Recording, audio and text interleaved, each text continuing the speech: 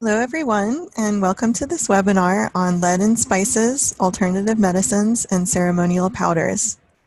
My name is Kim Gates, and I'm the lead epidemiologist with the Occupational and Environmental Epidemiology branch at the North Carolina Division of Public Health at NCDHHS. And this presentation was done in conjunction with the North Carolina Childhood Lead Poisoning Prevention Program.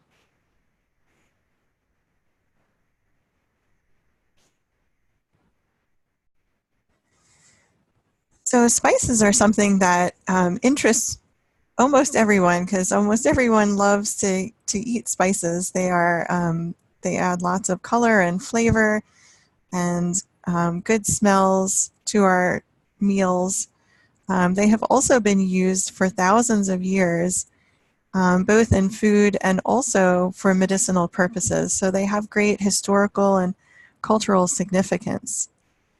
For people who are immigrating to our country and have very few ways to be able to relay their childhood experiences of growing up in another country to their children. Sharing spices in their meals and in ceremonies and medicinally can be a way to bind their children to their original culture and to help them to bring their home country to their children and really share that with their families. So spices do have a lot of benefits. Unfortunately, we here in North Carolina have been finding several spices that have been contaminated with lead and also herbal remedies and ceremonial powders. So originally we started saying to people to limit their exposure to imported spices. But then after starting to look into this issue, I realized that over 95% of the spices in the US are imported. And you can see it's almost 100% of coffee, cocoa, and spices together are imported into the US. So this is not really feasible to if you're going to eat spices, it's very likely that they're being imported from another country.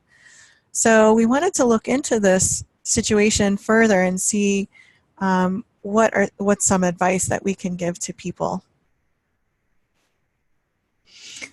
I looked at the adulteration violations in FDA, and when these foods are imported into the country, they are checked upon import, and they can refuse the imports if they find some sort of contamination in them. So I found that between these two time periods, 1998 to 2004 and 2005 to 2013, while the import of spices, flavors, and salts doubled in the United States, the number of adulteration violations per year more than doubled. So I'm not sure whether this is due to an increased screening and awareness of contamination in these substances, or if it's actually due to more contamination in these substances. But for whatever reason, the number of adulteration violations has gone up for these.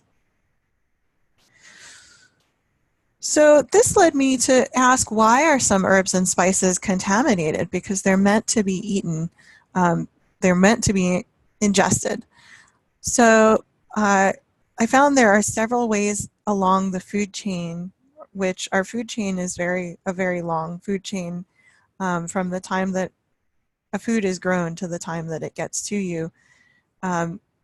Lead can contaminate the herbs and spices through the soil. And these are grown in areas where they might still have leaded gasoline. And so the airborne emissions from the leaded gasoline can get into the soil and get into the water cycle and be taken up by the herbs and spices. There's also lead contamination in the soil from point sources, which are sources of pollution from one place, such as smelters, battery manufacturing plants, and other manufacturing And then the plant takes this up through their roots, and the lead can be actually concentrated in the roots. And then usually one study found that the lead concentration actually gets less and less as you go up the plant. So herbs that are root-based would be more likely to be contaminated than herbs that are leaf-based. There can also be contamination during the processing, which is packaging and grinding of these herbs and spices. And often the machinery that is used to grind these spices can be made out of metal parts, and then in order to sharpen the grinding equipment, they may retool the equipment by pouring molten lead onto that surface and then letting it cool. And then, of course, the grinding, the friction from the grinding produces lead dust, which gets into the herbs and spices. If you are growing herbs and spices in your own home or outside of your own home, you may have lead contamination if you live in a house that was built before 1978 and you are growing these plants along what's called the drip line, which is close to the house, because the lead paint can chip off and get into the soil as well. And then unfortunately, there's also sometimes intentional adulteration of herbs and spices, and lead can be added either to make the substance heavier so that they can get more money for the same amount of actual spice, or it can be added as a colorant. So lead sulfate and lead oxide are very brightly colored, and so they can make spices more yellow, more red, and the colors much more intense. So these are cases of intentional adulteration. So now I'm going to focus on what is the state of this problem in North Carolina. Currently in North Carolina, we don't have any specific guidelines as far as rules for what the reference limits are for spices, but we did come up with some guidelines for when we are reporting to the FDA about contaminated spices. And we looked through all of the different reference limits that we could find. New York State has a reference limit of 1 milligrams per kilogram, which that unit is equal to parts per million when you're talking about a powdered substance. That is for a class 2 recall, where they notify people of the contamination through media. Class 1 recall is at 25 milligrams per kilogram, and that's when they start pulling the spices from the shelf.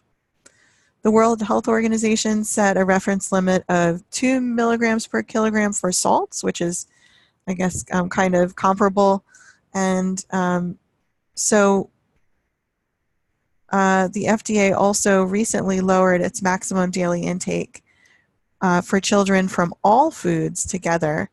So that's a very complicated equation where you have to figure out how much of each of the foods they're taking into and add up all the foods throughout the day. And that should be less than 3 micrograms per day. So we decided as a state to report at 1 milligrams per kilogram for spices, salts, and any other edible substance, except for where there's a lower guideline, such as the World Health Organization has 0.02 milligrams per kilogram as a reference value for baby formula, and 0.1 milligrams per kilogram is the limit set for candy for the US FDA.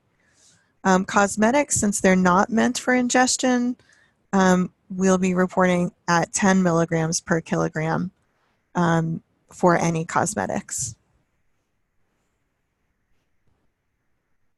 So how do we know to look for lead in spices? Because that's not a traditional source of lead that we would think of. Well, it all starts with the clinical staff, either at the patient's provider, private provider, or health department, filling out the exposure history form, which is also called 3651, and checking the box that the family uses either traditional medicines or imported spices. So then the lead investigator knows if they're going out for an investigation, they should be looking for these substances in the houses. In North Carolina, under the general statutes right now, the triggers for lead investigation are 5 to 9 micrograms per deciliter as an elevated blood lead, which is a required offer of investigation for the family. And recommended remediation, a confirmed lead poisoning is 10 micrograms per deciliter or greater, and that is a required investigation. And if there's any, if there are any lead sources found, then they are required to be remediated at a confirmed lead poisoning level. A doctor or nurse can also refer a child under 6 or a pregnant woman who has 2 blood lead levels that are 5 or greater for an investigation.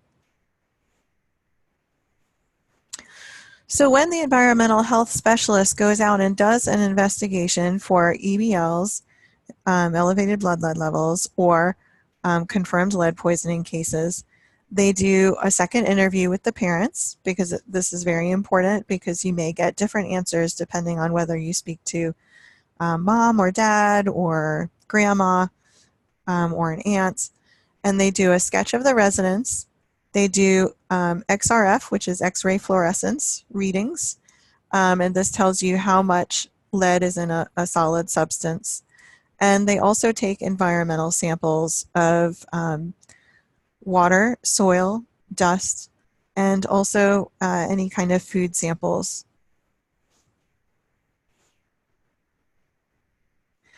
So when you go out on a lead investigation and it's with a person from a different culture or born in a different country, it's very important to avoid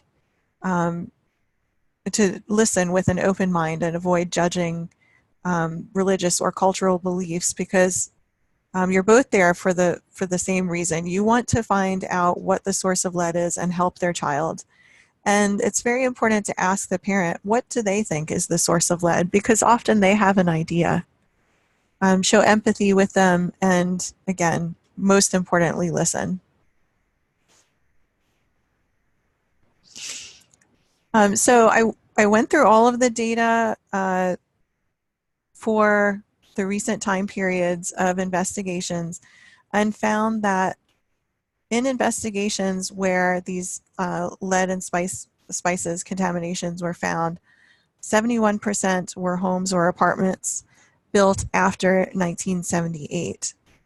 They were typically in urban areas, and the important part is the children and the mothers who consumed the spices, supplements, and foods did so on a regular basis, so on a daily basis or weekly basis. This was not just somebody who went out to an Indian restaurant for a celebration, once a year for their birthday. This was part of their daily life. The families came from many different nationalities, but there were especially a lot of cases from South Asian areas like India and Pakistan.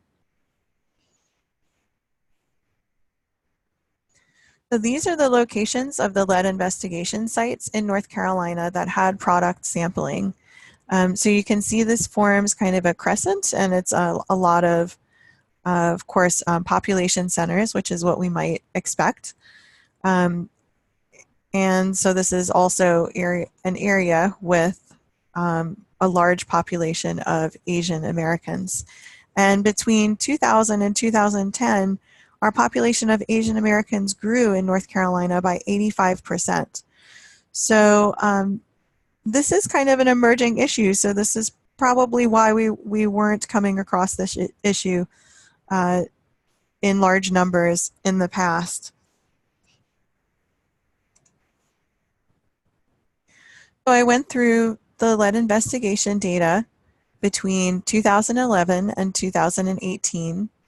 I chose to just stop at 2011 because that is when the North Carolina Laboratory of Public Health, the State Laboratory of Public Health, purchased the ICP mass spectrometer, which allows you to measure more down further to a lower limit of detection for lead in these substances. I collected the childhood blood lead levels from the NC lead surveillance system and the lead hazard information that the environmental health specialist put into NC lead from the investigation reports, and then the laboratory sample results from NC State Lab.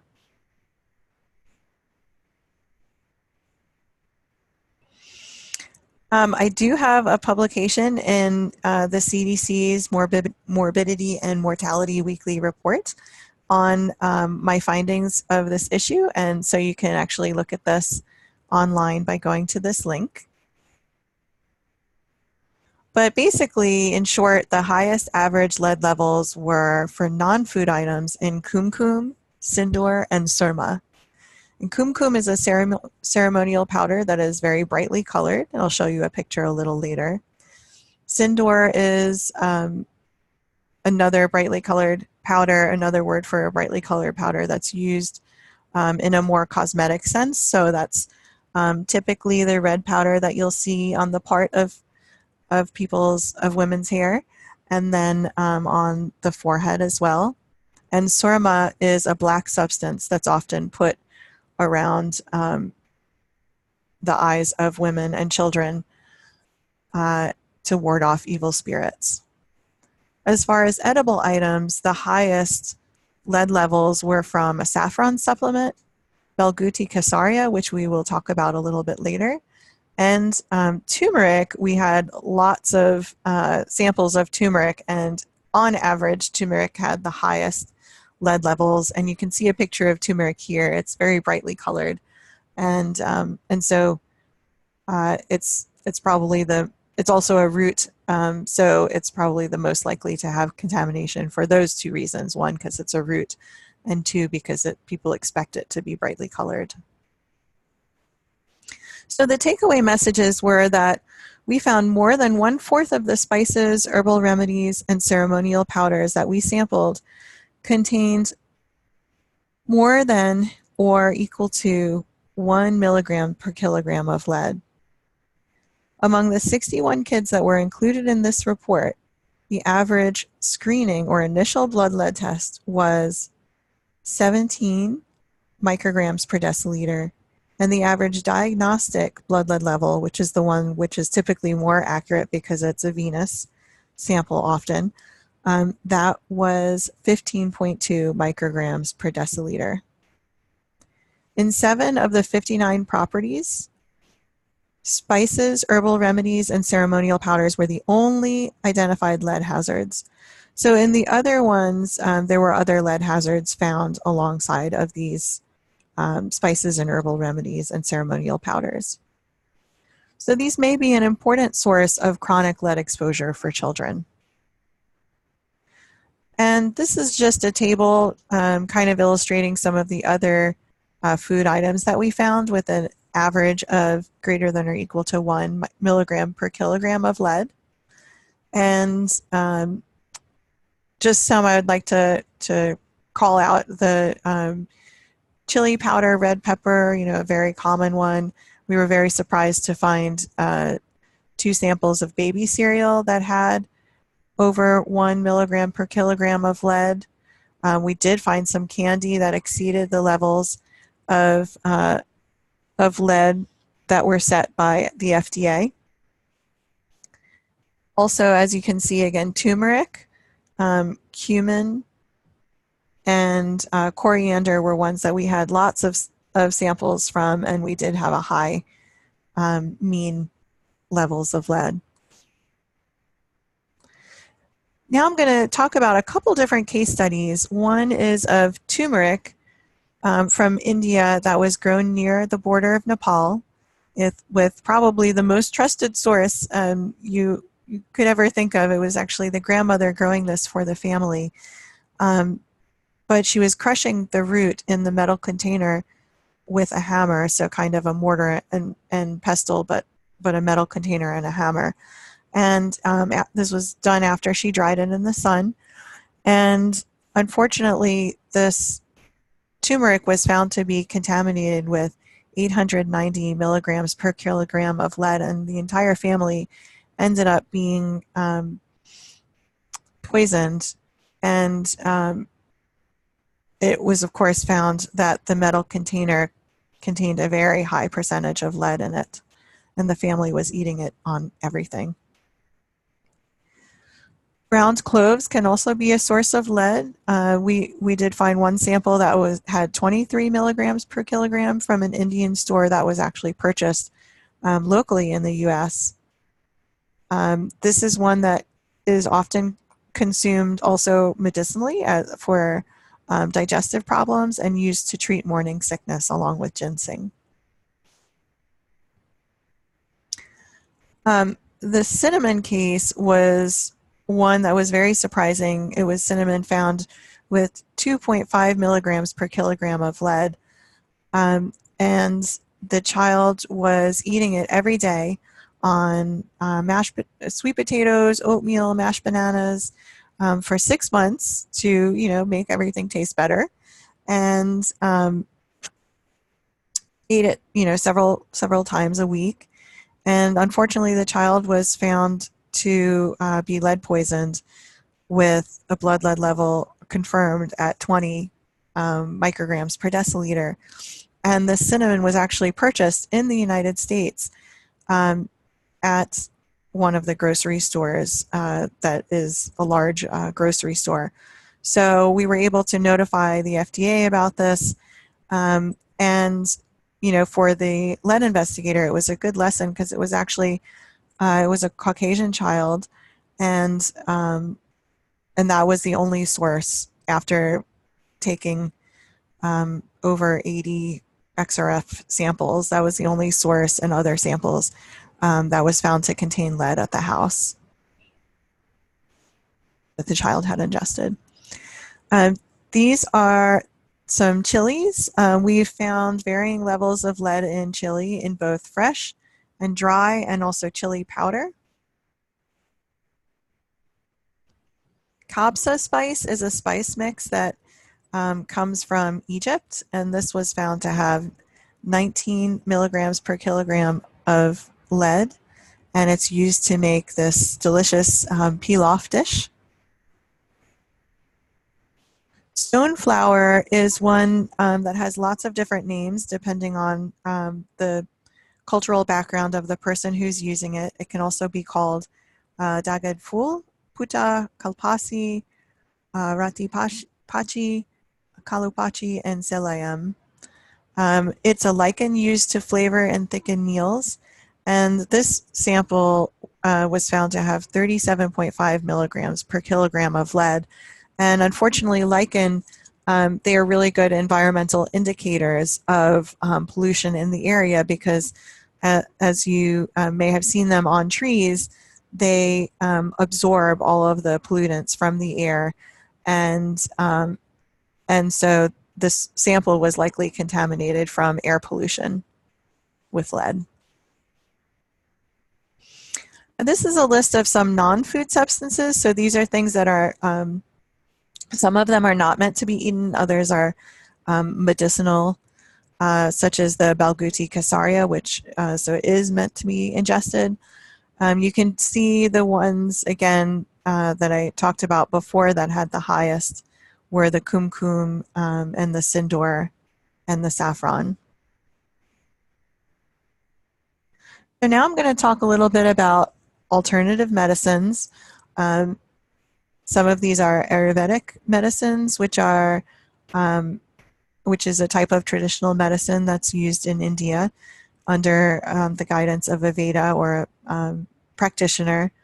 And unfortunately, there is one type of Ayurvedic medicine where they actually intentionally add metals to the body in kind of a chemotherapy kind of idea where you're adding a little bit of metal to the body, and it's to make people healthier. But unfortunately, we know that there's no healthy level of lead in the body. There's no safe level of lead in the body. These Ayurvedic medicines, you will know that they may have metal in them if they say Ras. So Rasa Shastra is a type of Ayurvedic medicine in which they add metals to the substance.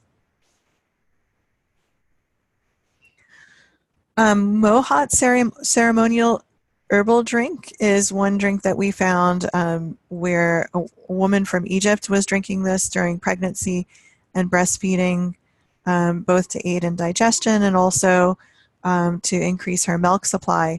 But unfortunately, it was contaminated with 30 milligrams per kilogram of lead. Belguti Casaria is an Ayurvedic medicine that has been found over and over again to be contaminated with lead, unfortunately. And at the time that we reported this substance to the FDA, there was actually another investigation going on, I believe in Michigan, where they found cases that had elevated blood lead levels from Belguti Casaria. So this is the FDA warning. You can look it up online for more detail. But basically in North Carolina, the details are that the child had been consuming Belguti Casaria 2 pills per day for 3 months, both for a cough and also to aid with his digestion. Unfortunately, stomach problems are one symptom of lead poisoning, but also some of these substances that are contaminated with lead are used to improve digestion and reduce colic. Unfortunately, the child was not reaching milestones.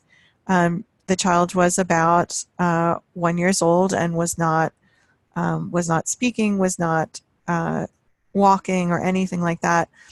And the father actually had an idea because he found online that 10 years ago or so there had been a warning about Belguti Casaria from the Texas Health Department. And so he actually showed the lead investigator the substance, and it was found to have 220 milligrams per kilogram of lead in it.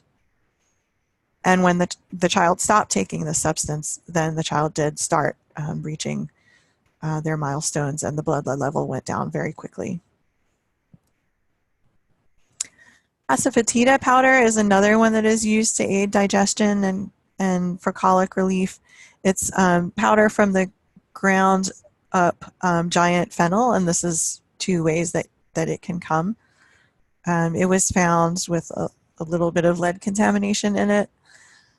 Some of the challenges that we've had are that in some of the toxicological models that were being used in the past, the amounts of the consumption of spices that were used as kind of the typical levels were for an average American child from the What We Eat in America survey. And these families where the parents were from another country, or even where people were just interested in eating more ethnic food and trying to eat a more diverse diet with lots of spices, the amounts and frequency of consumption of these spices were well above what had been previously thought was the level that kids were eating. And now some of the spices such as turmeric and paprika are also being used as natural colorants and flavorants in children's foods, children's foods that are marketed towards children, such as macaroni and cheese and things like that. So we decided to come up with a spice and home remedy survey to be able to quantify what is the amount of lead of these substances, that children are eating, so that if we have a high lead result from that substance, from that food, then we know how much and how often the child was eating it. And so we can kind of get a better idea of, you know, how likely it was that that was the source of the child's lead exposure. There's another dilemma, which is in many of these families, there's the potential for co-exposures to ceremonial powders, which kids can accidentally ingest via hand-to-mouth behavior, and also cultural objects that are made of brass. So this metal altar was found to be very high in lead, and the child was kind of mouthing on it right at the child's level. And these ceremonial powders were all ones that were used. This is a picture of kumkum. Rangoli is this beautiful sidewalk art that was done by the family. And unfortunately, it had a very high level of lead, and they were tracking it into their apartment, and then the child was crawling around on the floor and then putting their hands in their mouth and getting contaminated that way. Sindoor, which is a cosmetic, should stay outside of the body, but of course, you know, if you've ever seen a child being held by his or her mother, they're usually, you know, touching the mom's face and touching the hair and all that kind of stuff, and the same thing with their own faces. This is just a figure showing what the range of blood lead levels in the children that had consumed these contaminated spices or herbal remedies were, and you can see that one of the children had extremely high levels, 64 for the initial screening test and 46 for the diagnostic blood lead level, and that particular child, the only thing found was a spice that was the source of exposure. So the last dilemma, and perhaps the biggest dilemma, is what can we tell people to try to prevent exposures? So I wanted to kind of dig in a little bit more and try to figure out what are some ways that we can tell people to be able to continue to eat spices, but that, you know, be a little bit more be able to be a little bit more confident that the spices are safer for their children to eat. So recently, one of my colleagues from the New York Department of Public Health, New York City, published a publication looking at 10 years of their data that they've been collecting on spices as a potential source of lead exposure. And they found that over 50% of the spice samples had detectable lead, and this was in concentrations. More than 30% had lead concentrations that were greater than 2 micrograms, 2 parts per million, or milligrams per kilogram. And they found that the average lead content in the spices was much higher for spices purchased overseas than purchased in the United States. So that's regardless of the source of where the spice was grown. This is related to where you're actually purchasing the spice. So the highest concentrations of lead were found in spices purchased in Georgia, Bangladesh, Pakistan, Nepal, and Morocco. So I was interested in looking at our data, and I've been able to take a preliminary look at our data to look at 382 edible products that we examined and look at them by country of purchase.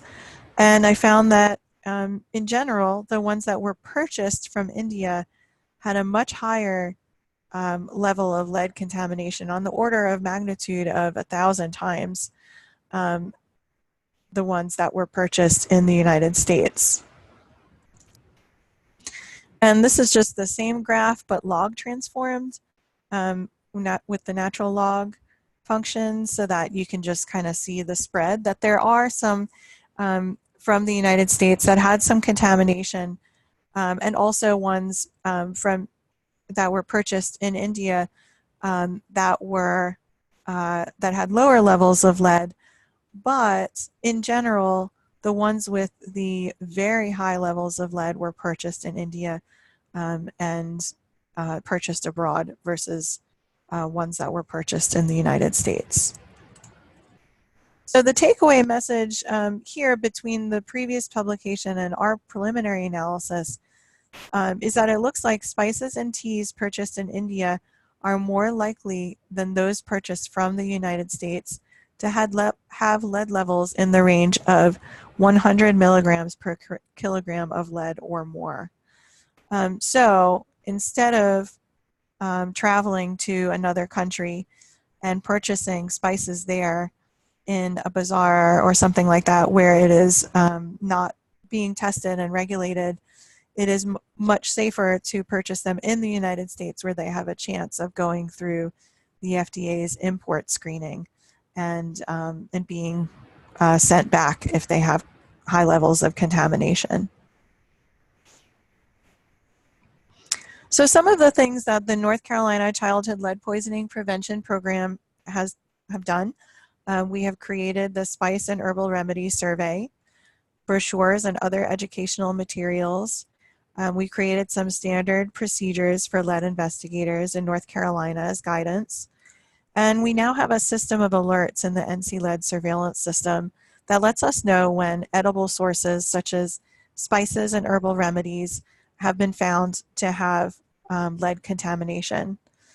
The lead program is also having quarterly conference calls with other lead programs to try to standardize the procedures nationally.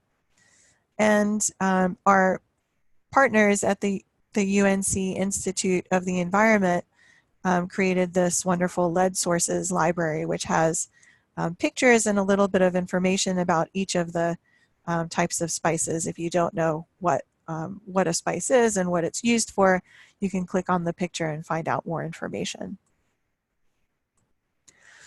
So some tips for lead investigators is to be sure to collect the following information during the lead investigation, specifically, if possible, using the spice survey that we provide, and especially the chart on the back of the spice survey, because the product may be gone once you have the results from the state lab. The family may have already thrown out or used up that substance. And so if you don't get the information when you're there at their house for the lead investigation, we may miss a chance to report that substance to the FDA. So the FDA needs to know when the product was purchased, the city and store where the product was purchased, or a website if it was purchased online, the name of the product and the manufacturer, and then make sure to document everything that you can see on the label or container, like product codes or other identifying marks. And if possible, it's best to just take photos of all parts of the labels and all sides of the container in case there's some piece of information that they need to investigate further. Here are the sample collection procedures.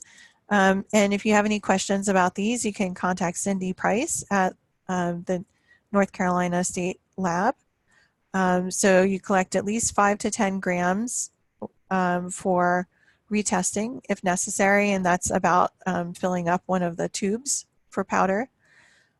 Fill out the chain of custody form as normal, but you should fill out a separate chain of custody form for these different sample types, and put O for other for all sample types outside of the wipes, paints, and soil matrices. And wipes, paints, and soil should go on a separate chain of custody form.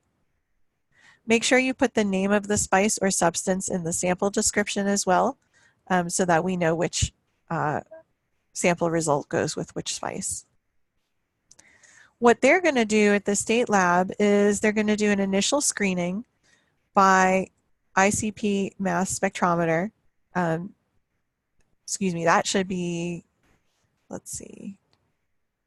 Yeah, ICP OES, which detects lead down to 15 milligrams per kilogram. It's also called AAMS, or atomically absorbed mass spectrometry.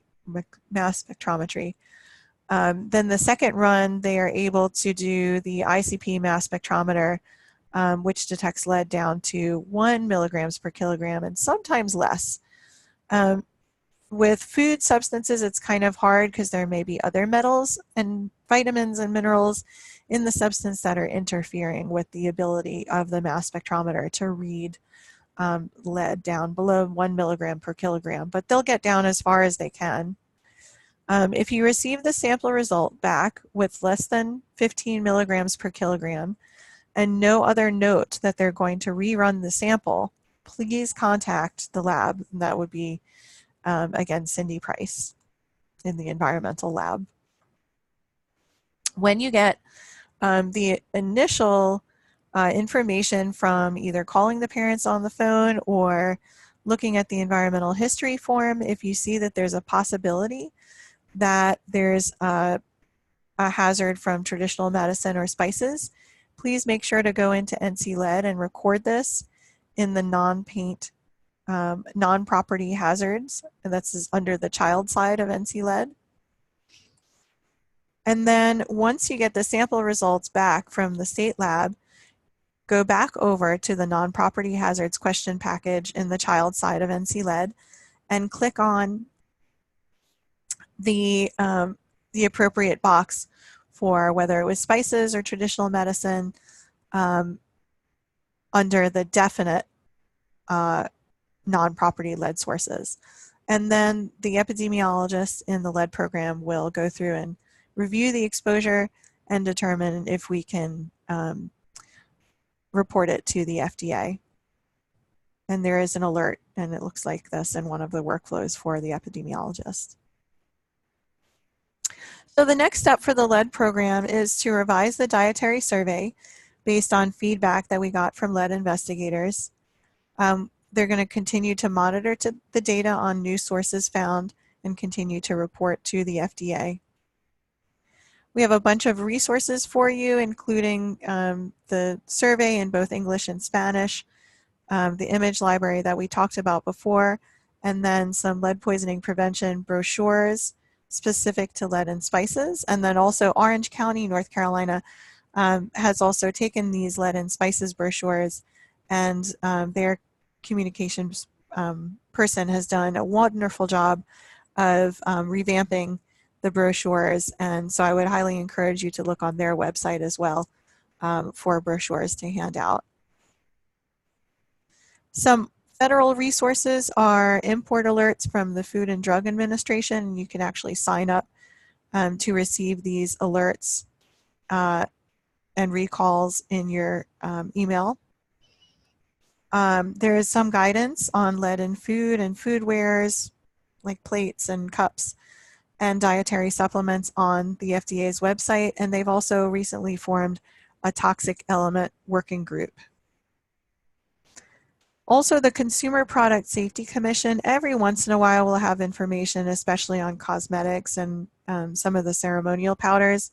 Rarely on spices, but every once in a while it will get there. And again, you can get on their listserv to get frequent updates. I'd like to acknowledge all of the wonderful lead investigators that have been working so diligently to collect this information and collect it in a way that we can use to do this analysis. All of the interns that helped me put this information together in a coherent way, and I'd like to thank the Childhood Lead Program Manager, Ed Norman, for working with me on this, and the Lead and Healthy Homes Task Force, where I first found out about this issue from Christy Klaus at Wake County. And I'd like to especially thank the UNC Greensboro environmental health students for their wonderful photographs that they took of many of these substances. This project has been just a wonderful collaboration between all of these organizations, and has really allowed us to, I believe, make progress and get some information on this, on how to prevent this issue, and we'll continue working on that in the future. If you have any questions, you can contact me. This is my contact information, and this is my my phone number over in the Occupational and Environmental Epidemiology branch. And I thank you all for listening today. And I wish you luck with all of your lead investigations.